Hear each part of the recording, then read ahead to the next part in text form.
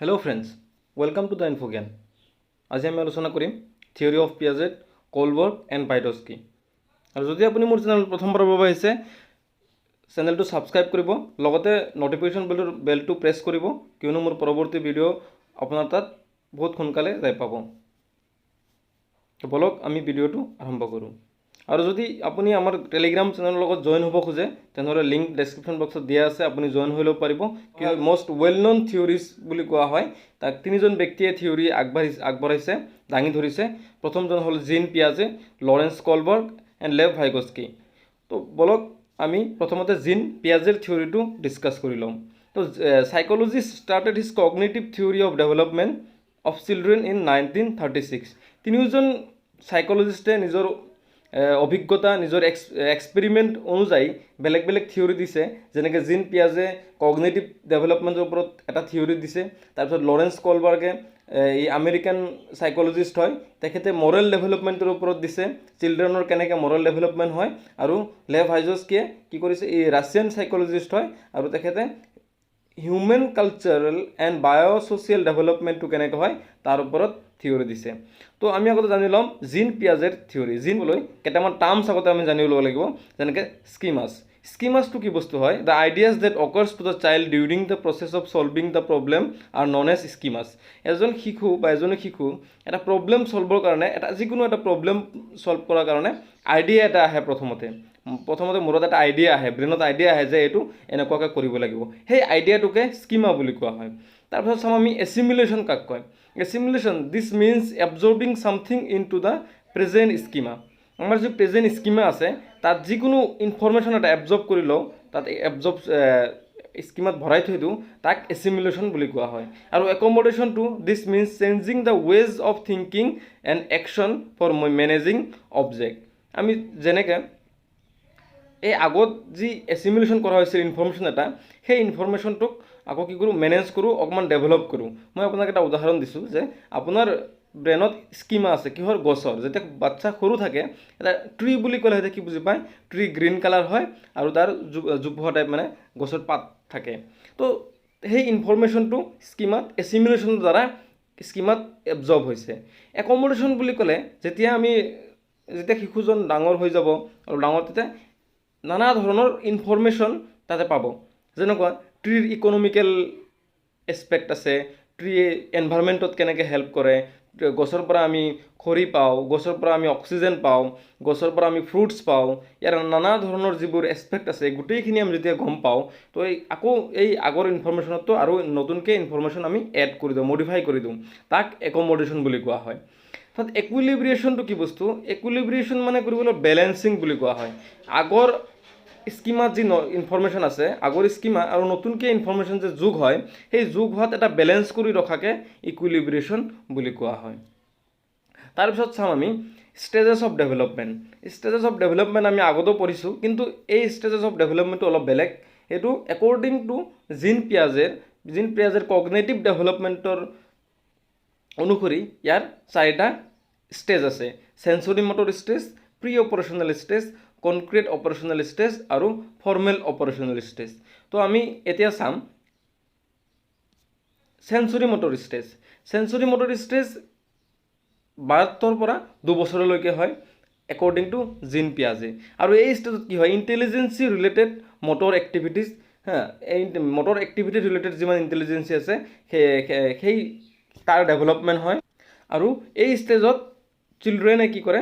নিজৰ sense organ যিবোৰ আছে, সেই চেন্স অৰ্গেনৰ দ্বাৰা কি কৰে? ডেভেলপমেণ্ট কৰে বা যিকোনো বস্তু শিকে। যেনেকৈ যিকোনো বস্তু টাচ কৰে, দেখা পায়, ফিল কৰে, তাৰ স্মেল পায়, সেইবোৰ চেন্স অৰ্গেনৰ দ্বাৰা কি কৰে? তাৰ ডেভেলপমেণ্ট হয়, তাৰ নলেজ একুৱায়াৰ কৰে। আৰু কি হয়? কনচাৰ্ণ উইথ পেৰেণ্টছ এণ্ড নিয়াৰ বাই ইনচিডেণ্ট এণ্ড অবজেক্ট। নিয়াৰ বাই যিবোৰ ইনচিডেণ্ট হয়, অবজেক্ট থাকে, তাৰ ওপৰত বহুত কনচাৰ্ণ কৰে। ন' লেংগুৱেজ ন' থট। আৰু ইয়াতে কোনো লেংগুৱেজ বা থটছৰ ডেভেলপমেণ্ট নহয়। ন' আইডিয়াছ অফ অবজেক্টিভ ৰিয়েলিটি। আৰু অবজেক্টিভ ৰিয়েলিটিৰ ওপৰত কোনো আইডিয়া নাথাকে। আৰু এই ষ্টেজত আৰু এটা বস্তু আপোনাক কৈ দিম, অবজেক্ট পাৰ্মানেঞ্চ বুলি এটা বস্তু আছে। Object permanence is it said that developing the understanding that objects continue to exist even when they cannot be seen was an important element at the point of development of child. This concept is called object permanence. তো object permanence টো এটা আপোনাক মই বুজাই দিছোঁ এটা এক্সাম্পলৰ দ্বাৰা। Suppose আপুনি আপোনাৰ কোনোবা বাচ্চা এটাৰ লগত খেলি আছে, তাৰ বয়স ধৰি লওক 8 মাহ 10 মাহ, হ্যাঁ 1 বছৰৰ তলত আছে। তো বাচ্চাটোক আপুনি এটা টয় দিছে, খিলনা দি তাক খেলিবলৈ দিছে। আপুনি খিলনাটো কি কৰিব, বাৰে বাৰে লৈ ফেলে এটা ব্লেংকেটত লুকাই থলে।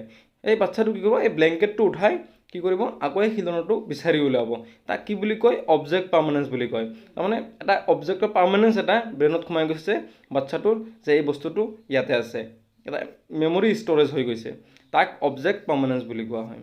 তাৰপিছত আমি চাম pre operational stage. Pre operational ষ্টেজটো 2 বছৰৰ পৰা 7 বছৰলৈ হয়।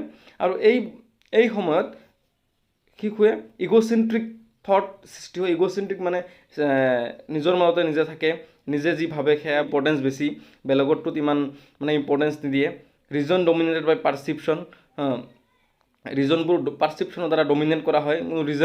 ৰিজনেবল নাথাকে, ইনটিউটিভ ৰেডাৰ দেন লজিকেল চলিউশ্যনৰ ওপৰত গুৰুত্ব নাথাকে, আৰু ইনএবিলিটি টু কনজাৰ্ভো কৰিব নোৱাৰে। আৰু এনেকুৱা এইটো বয়সত কি হয়, ছাপ'জ আপুনি এটা গ্লাছত পানী ৰাখিলে, একে পানী মানে 1 লিটাৰ পানী এটা বটলত ৰাখিলে, আৰু 1 লিটাৰ পানী এটা ডাঙৰ পাত্ৰত ৰাখিলে, পাত্ৰটো ডাঙৰ পাত্ৰ। তো এইটো এজত কি হ'ব, এইটো ষ্টেজত এই শিশুৱে এই ডাঙৰ পাত্ৰত পানী থকাটো বেছি পানী থকা বুলি ক'ব। সেইকাৰণে ইয়াক ৰিজন ডমিনেটেড বাই পাৰচিপশ্যন বুলিও কোৱা হয়। তাতে কোনো লজিক নাথাকে, যাক দেখাত যিটো ডাঙৰ লাগিব সিহঁতে এইটোৱে ডাঙৰ বুলি ভাব, তাত কোনো মানে এবিলিটি নাথাকে কনজাৰ্ভ কৰিবলৈ বা যিকোনো এটা মানে হিচাপ কিতাপৰ যিটো আইডিয়া একদমেই নাথাকে এইটো বয়সত। তাৰপিছত আমি কনক্ৰিয়েট অপাৰেশ্যনেল ষ্টেজ, 7 পৰা 11 বছৰলৈ ধৰি থোৱা হয়। আৰু এই ষ্টেজত এবিলিটিটো কনজাৰ্ভ কৰিব পাৰে, logic of class and relation, যিকোনো বস্তু ক্লাছিফিকেশ্যন কৰিব লগা হ'লে ক্লাছিফিকেশ্যন কৰিব পাৰিব, বস্তুৰ ৰিলেশ্যনটো কেনেকুৱা সেইটো গম পাব। আণ্ডাৰষ্টেণ্ডিং অফ নাম্বাৰৰ যিটো নলেজ আছে সেই আহি যাব, কনচেপ্টটো আহিব। Thinking bound to concrete object and experience, যিকোনো বস্তুৰ অবজেক্ট এটাৰ এক্সপিৰিয়েঞ্চ লৈ সেই বস্তুটোৰ ওপৰত চিন্তা চৰ্চা কৰিব পৰা হৈ যায়, বা আইডিয়া লগাব পৰা হৈ যায় বস্তুটো কি কেনেকুৱা। ডেভেলপমেণ্ট অফ ৰিভাৰ্চিবিলিটি ইন থটছৰ মাজত যিবোৰ ৰিভাৰ্চিবিলিটি আছে, ৰিভাৰ্চিবিলিটিটো আহি যায়। ৰিভাৰ্চিবিলিটি বুলি ক'লে ছাপ'জ আপোনাক মই কৈছোঁ 5 + 2 = 7, হা, কিন্তু 7 - 2 = 5 সেই বস্তুটো কি হয়, প্ৰি অপাৰেশ্যনেল ষ্টেজৰ ল'ৰা ছোৱালীয়ে মানে এইটো কৰিব নোৱাৰিব, ৰিভাৰ্চিবিলিটি নাথাকে। কিন্তু কনক্ৰিয়েট অপাৰেশ্যনেল ষ্টেজত সেই ল'ৰা ছোৱালীবিলাক সেইটো ৰিভাৰ্চিবিলিটি আহি যায়, মানে 5 + 2 = 7, 7 - 2 = 5 সেই বস্তুটো আহি যায়। তাৰপিছত চাওঁ আমি কনজাৰ্ভেশ্যনটো এটা টাৰ্মছ হয়, সেই টাৰ্মছটো আপোনাৰ জানি থোৱা বহুতো দৰকাৰ। এই কনজাৰ্ভেশ্যন মানে হ'ল they solve visual problem better than verbal ones. They realize that objects remain the same even when they are turned around or their appearance is changed. This concept of known as conservationটো এনেকুৱা এটা মানে তাক কোৱা হয়, যিকোনো বস্তু আপুনি যদি তাক চেঞ্জ কৰি দিয়ে, একেলগে ছাপ'জ আপুনি 10টা বল ৰাখি থৈ দিছে, মানে এটাৰ ওপৰত আৰু এটাৰ ওপৰত আৰু এনেকৈ যোৰা লগাই থৈ দিছে, ডাঙৰ দেখা যাব। আকৌ যদি আপুনি এইটো আকৌ মাটিত থৈ দিয়ে, সেইটো আৰু লাইনটো আকৌ বেছি হ'ব। দুটাৰ মাজত কোনো যে ডিফাৰেঞ্চ নাই, একে সমান, সেই বস্তুটো জানিব পৰা ক্ষমতা আহি যায়। বা তাক যদি যিকোনো এটা আপোনাৰ ঘড়ী থৈছে, ঘড়ীটো আকৌ যদি ঘূৰাই দিয়ে, পিছফালৰ পৰা বেলেগ দেখা যাব, তাৰ এপিয়াৰেঞ্চটো চেঞ্জ হ'ব, কিন্তু সি ক'ব নাই এইটো ঘড়ীয়ে, কাৰণ ইৰেছপেক্টিভ অফ এপিয়াৰেঞ্চ সিহঁতে মানে নকয় যে এইটো ঘড়ী নহয় বুলি। কিন্তু তাক সৰু বাচ্চাক যদি আপুনি উল্টাই দেখায় এইটো কি বস্তু, সি ক'ব এইটো ঘড়ী নহয়, কিবা বেলেগ বস্তুহে ক'ব। ক্লাছিফিকেশ্যনৰ নলেজ আহি যায়, এটা যিকোনো বস্তুৰ ক্লাছিফিকেশ্যন কৰিব পৰা হৈ যায়। চিৰিয়েশ্যন মানে চিৰিয়েলি সিহঁতক এৰেঞ্জ কৰিব, এচেণ্ডিং অৰ্ডাৰ বা ডিচেণ্ডিং অৰ্ডাৰত সিহঁতে এৰেঞ্জ কৰিব পৰা হৈ যায়। তাৰপিছত চাম ফৰ্মেল অপাৰেশ্যনেল ষ্টেজ, এইটো 11 পৰা 15 ইয়াৰলৈ হয়। Complete generality of thoughts creation কৰিব পাৰে সিহঁতে। প্ৰপজিশ্যনেল থিংকিং, তাক ইণ্টেলেকচুৱেল থিংকিং আহিব পৰা হৈ যায়। Ability to deal with hypothetical ideas and situation, যিকোনো ধৰণৰ সমস্যা, যিকোনো ধৰণৰ অলপ চিৰিয়াছ কণ্ডিশ্যন হ'লে সিহঁতে ডিল কৰিব পৰা ক্ষমতাটো এইটো বয়সত আহি যায়। তাৰপিছত আমি চাম লৰেঞ্চ কলবাৰ্গৰ থিয়ৰী। একৰ্ডিং টু লৰেঞ্চ কলবাৰ্গৰ থিয়ৰী মতে কি, this American psychologist state that theory of moral development of children, মানে এজন শিশুৰ কেনেকৈ মৰেল ডেভেলপমেণ্ট হয় তাৰ ওপৰত ভিত্তি কৰি থিয়ৰীটো দিছে। তাৰ আগত আমি কেইটামান বস্তু জানি ল'ম। ডেভেলপমেণ্টৰ ইয়াৰ 6টা ষ্টেজত ভগোৱা হৈছে। এই ছটাক আকৌ তিনিটা লেভেলত ভাগ কৰা হৈছে। এই তিনিটা লেভেল আগতে জানি ল'ম। সেই তিনিটা লেভেল হ'ল প্ৰি কনভেনশ্যনেল লেভেল আৰু পষ্ট কনভেনশ্যনেল লেভেল। এই তিনিটা লেভেলক আকৌ দুটাকৈ ছটা ষ্টেজত ভগোৱা হৈছে। তো প্ৰি কনভেনশ্যনেল লেভেলত ষ্টেজ 1 আৰু ষ্টেজ 2 ধৰে। তো ষ্টেজ 1 আৰু ষ্টেজ 2 কি হয়, combine to form this level during morality is extremely controlled. This is easily at the primary and elementary school. আৰু প্ৰি কনভেনশ্যনেল ষ্টেজত লেভেলত কি হয়, প্ৰথমতে ষ্টেজ 1 আৰু ষ্টেজ 2 ধৰে, আৰু ষ্টেজ 1 ষ্টেজ 2ৰ যিবোৰ ল'ৰা ছোৱালী থাকে সেই ল'ৰা ছোৱালীবোৰ ইলিমেণ্টাৰী নাইবা প্ৰাইমাৰী স্কুলত পঢ়ে। আৰু এই এজত ইয়াতে মৰেলিটি বহুত মেইনটেইন কৰি চলে, বহুত নিয়ম নীতি মানি চলে। তাৰপিছত আহিব কনভেনশ্যনেল লেভেল, যি ষ্টেজ 2 আৰু ষ্টেজ 3ত আহে। আৰু ই combine to form this level during which morality is characterize by acceptance of society's convention connecting right and wrong. This is at the age of adolescent and young adulthood. এইটো adolescent আৰু young এডাল্টহুডত হয়। আৰু এইটো বয়সত ল'ৰা ছোৱালীবোৰে কি কৰে, মৰেলিটিটোক কেৰেক্টাৰাইজ হিচাপে মানি লয়, একচেপ্ট কৰি লয়, আৰু ছ'চাইটিত মানে জীয়াই থাকিবলৈ, ছ'চাইটিত জীৱন যাপন কৰিবলৈ ছ'চাইটিক ৰুলছ যিবোৰ থাকে, ৰেগুলেশ্যন থাকে, ল এণ্ড অৰ্ডাৰ থাকে, সেই ল এণ্ড অৰ্ডাৰক সিহঁতে একচেপ্ট কৰি লয়। এনেকুৱা নহয় যে ইয়াতে মানে ল এণ্ড অৰ্ডাৰটোক ভয় কৰি মানে নহয়, ইয়াতে মানে ছ'চাইটিত থাকিবলৈ ল এণ্ড অৰ্ডাৰ মানি চলিব লাগে বুলি এটা জ্ঞান আহি যায়, আৰু কোনটো ৰাইট আৰু কোনটো ৰং সেয়া জুখিবলৈ ক্ষমতা আহি যায়। তাৰপিছত আহিব পষ্ট কনভেনশ্যনেল লেভেল। এই লেভেলটো হ'ল ষ্টেজ 5 এণ্ড ষ্টেজ 6 আৰু combine to form the level. ইয়াক আৰু কি হয়, ইয়াতে during which morality is control by the individual own perspective. আৰু এইটো বয়সত কি হয়, মৰেলিটি যিটো আছে এইটো নিজৰ ইচ্ছামতে কণ্ট্ৰল কৰিব খোজে এই বয়সত থকা মানুহবোৰে। আৰু কি হয় যে কোনোবাটো ভাল লাগিছে যদি হ'ব, ছ'চাইটিৰ ভিউত এইটো নাচায়, যদি নিজৰ ভাল লাগিছে তেনেহ'লে মানিব, আৰু নিজৰ যদি ভাল নালাগে তেনেহ'লে মানি নলয়। এতিয়া আমি চাম ইয়াৰ লেভেল তিনিটা চালোঁ, এতিয়া ষ্টেজ ৱাইজ আমি চাম। তো ফাৰ্ষ্ট ষ্টেজটো চাম আমি pre conventional level. Pre conventional লেভেলত দুটা ষ্টেজ আছে। ফাৰ্ষ্টটো হ'ল অবিডিয়েঞ্চ এণ্ড পানিছমেণ্ট অৰিয়েণ্টেশ্যন। এই এনেকুৱা ধৰণৰ এইটো ষ্টেজত কি হয়, শিশুবোৰ বহুত সৰু থাকে, যেনেকৈ LP স্কুলত থাকে, ইয়াতে ভয় থাকে, বহুত এবিডিয়েঞ্চ হয় ল'ৰা ছোৱালীবোৰ, যি কয় তাকে শুনে, আৰু ভয় কৰে যে যদি পানিছমেণ্ট কিবা যদি কথা নামানে, ডিছঅবে কৰে ৰুলছ এণ্ড ৰেগুলেশ্যনৰ, তেনেহ'লে ডাঙৰৰ কথা নুশুনে, তেনেহ'লে যে পানিছমেণ্ট পাব। তাৰপিছত আহে self interest and reward orientation. এইটো বয়সত এইটো ষ্টেজত কি হয়, ল'ৰা ছোৱালীবোৰ চেল্ফ ইণ্টাৰেষ্ট হয়, যিকোনো মানে ভাল কাম সিহঁতে কৰি ভাল পায়, কয় যে এনেকুৱা ভাল কাম কৰিলে আমাক এনেকৈ ৰিৱাৰ্ড দিব, কোনোবা প্ৰাইজ দিব, গিফ্ট পাম, তাৰ ওপৰত লক্ষ্য কৰি ভাল কাম কৰি ভাল পায়, আৰু সেই ৰিৱাৰ্ড ল'বৰ কাৰণে সেই কামটো কৰে। তাৰপিছত আমি আহিম কনভেনশ্যনেল লেভেল, তাৰপিছত এই কনভেনশ্যনেল লেভেলত good boy good girl orientation আছে, আৰু ল এণ্ড অৰ্ডাৰ মৰেলিটি আছে। ইয়াতে কি হয়, গুড বয় গুড গাৰ্ল অৰিয়েণ্টেশ্যনত কি হয়, ল'ৰা ছোৱালীবোৰে নিজকে গুড বুলি প্ৰমাণ কৰিব খোজে, কাৰণ কিয়নো এটা ক্লাছিফিকেশ্যন এটা আহি যায় যে অনলি সিহঁতক দুটা ক্লাছত ভগাব পাৰি, এটা গুড আৰু এটা বেড, আৰু সিহঁতে বেডৰ ক্লাছিফিকেশ্যনত যাব নোখোজে, কাৰণ সিহঁতে ভাবে যে সিহঁতৰ ৰেপুটেশ্যনটো বেয়া হৈ যাব, বা বেলেগে বেয়া বুলি কয়, সেয়া সিহঁতৰ পাৰ্চনেলিটিটোক হাৰ্ম কৰিব বুলি ভাবে। সেইকাৰণে সিহঁতে চব বস্তু মানি চলে, আৰু চবে যাতে সিহঁতক গুড বয় বা গুড গাৰ্ল বুলি কয়, তাৰ ওপৰত ভিত্তি কৰি সিহঁতে গোটেইখিনি কাম কৰি যায়। তাৰপিছত আহিব কনভেনশ্যনেল আৰু এটা stage law and order morality. Law and order মৰেলিটিৰ ওপৰত কি হয়, সিহঁতে ল এণ্ড অৰ্ডাৰবোৰ সোনকালে মানি ল'ব খোজে, আৰু সিহঁতে ল এণ্ড অৰ্ডাৰক মানে এনেকুৱা নাভাবে যে জোৰ কৰি সিহঁতক ঢালি দিয়া হৈছে, আৰু একাউণ্টেবিলিটি বহুত মেইনটেইন কৰে। তাৰপিছত আমি চাম post conventional level. Post conventional লেভেলত কি হয়, তাতে দুটা পাৰ্ট থাকে, এটা হ'ল social contract orientation, universal ethical principle orientation. Social contract orientation কি হয়, laws are regarded as social contract rather than rigid rule.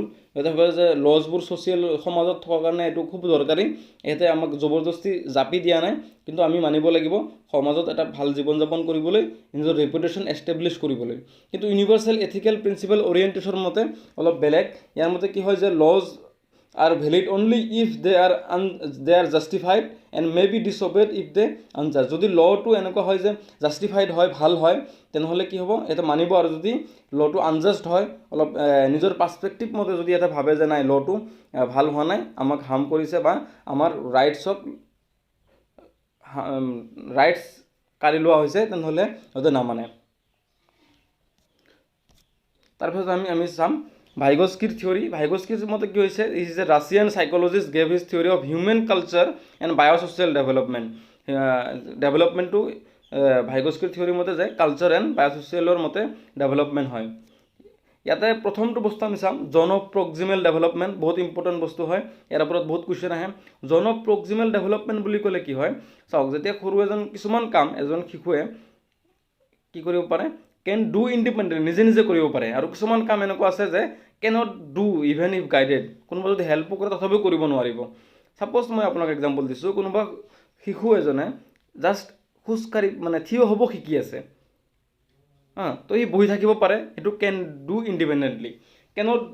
Can do if guided, যদি কোনোবাই তাৰ হাতত ধৰি থিয় কৰে তেনেহ'লে সি থিয় হ'ব পাৰে, আৰু cannot do even if guided, সেইটো আহিব ই খোজ কাঢ়িব নোৱাৰিব, কোনোবা ধৰিলেও সি খোজ কাঢ়িব নোৱাৰিব, কাৰণ থিয় হ'ব শিকা নাই, খোজ কেনেকৈ কাঢ়িব।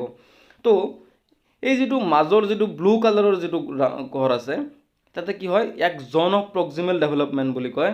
যদি কোনোবা তাক হেল্প কৰিলে সেই কামটো কৰিব পাৰে, সেই ষ্টেজটোক, সেই জ'নটোক জন অফ প্ৰক্সিমেল ডেভেলপমেণ্ট বুলি কয়। তাৰপিছত আমি চাম স্কেপ হোল্ডিং। এই জন অফ প্ৰক্সিমেল কোনটোক হয়, এই ইয়াতে শিশুজন থিয় হ'ব পৰা নাই, কিন্তু কোনোবা এজন তাৰ পেৰেণ্টছে কি কৰিছে, তাক থিয় হ'ব শিকাই আছে। এই যোনে থিয় হ'ব শিকাই আছে, এই যিটো ছাপৰ্ট পাইছে, সেই ছাপৰ্টটোক স্কেপ হোল্ডিং বুলি কোৱা হয়, সেই ছাপৰ্টটোক স্কেপ হোল্ডিং বুলি কোৱা হয়, আৰু সেই জ'নটোক জন অফ প্ৰক্সিমেল ডেভেলপমেণ্ট বুলি কোৱা হয়। আশা কৰিছোঁ কনচেপ্টটো ক্লিয়াৰ হৈছে। ভিডিঅ'টো যদি ভাল লাগিছে লাইক এণ্ড শ্বেয়াৰ কৰিব। Thank U.